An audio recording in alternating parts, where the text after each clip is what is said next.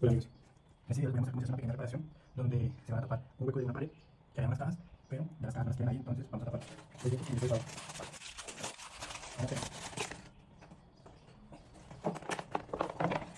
un poco de agua para que no esté eso haga reflejo. Colocamos un papelillo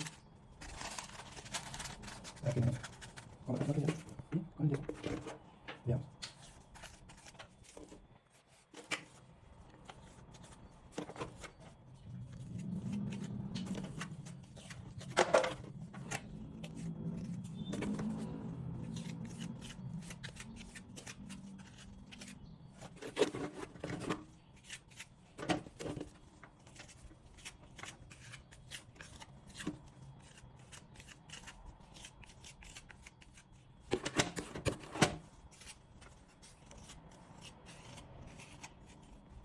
Con esta pared vacía, la dejamos así y después aplicamos el grafito.